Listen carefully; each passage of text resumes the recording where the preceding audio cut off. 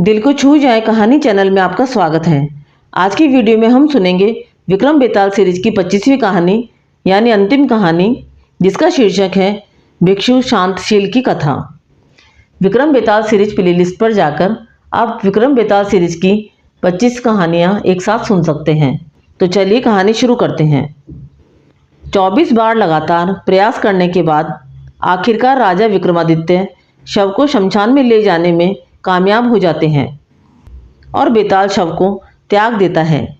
तो चलिए जानते हैं क्या हुआ जब राजा विक्रमादित्य शव को लेकर योगी के पास पहुंचे। राजा विक्रमादित्य और उसके कंधे पर शव को देखकर योगी बहुत खुश हुआ। उसने खुशी जताते हुए राजा से कहा, हे राजन, आपने इस मुश्किल काम को करके यह साबित कर दिया कि आप सभी राजाओं में सबसे श्रेष्ठ हैं। यह कहते हुए उसने राजा के कंधे से शव को उतारा और उसे तंत्र साधना के लिए तैयार करने लगा। जब तंत्र साधना हो गई तो उसने राजा से कहा, हे राजन, अब आप इसे लेटकर प्रणाम करें। इतना सुनते ही राजा को बेताल की बात याद आ गई। उसने योगी को कहा, मुझे ऐसा करना नहीं आता, इसलिए आप मुझे पहले करके बता दीजिए, फिर मैं ऐसा कर लूँगा। जैसे ही योगी प्रणाम करने के लिए झुका, राजा ने उसका सिर काट दिया। यह सब देखकर बेताल बहुत खुश हुआ और बोला, राजन, यह योगी विद्वानों का राजा बनना चाहता था, लेकिन अब तुम बनोगे विद्वानों के राजा। मैंने तुम्हें बहुत परेशान किया, अब तुम्हें जो चाहिए मांग लो। यह सुनते ही राजा विक्रमादित्य ने कहा, अगर आप खुश हैं तो मैं यही चाहता हूँ कि आपने जो मुझे 24 कहानियाँ सुनाई हैं, उनके साथ ये 25वीं कहानी भी पूरी दुनिया में मशहूर हो जाए और हर कोई इन्हें आदर के साथ पढ़े।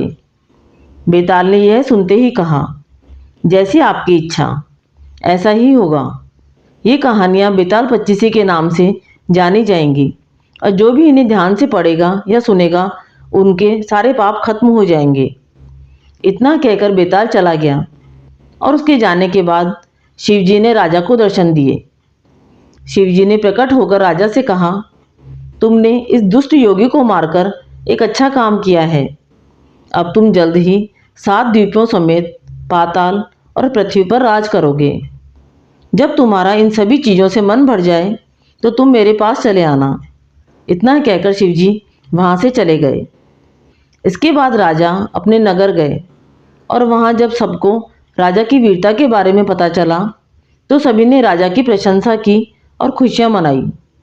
कुछ ही वक्त बाद जब राजा विक्रमादित्य धरती और पाताल के राजा बन गए और जब उनका मन भर गया तो वे भगवान शिव जी के पास चले गए। इस कहानी से हमें ये सीख मिलती है कि बुराई की कभी जीत नहीं होती। अगर व्यक्ति का मन साफ हो और उसमें धैर्य हो तो उसे हर जगह मान सम्मान मिलता है। विक्रम बेताल सीरीज की ये कहानियाँ आपको अच्छी लगी तो कहानी को लाइक व शेयर करें। चैनल पर नए हैं तो चैनल को सब्सक्राइब करें। धन्यवाद।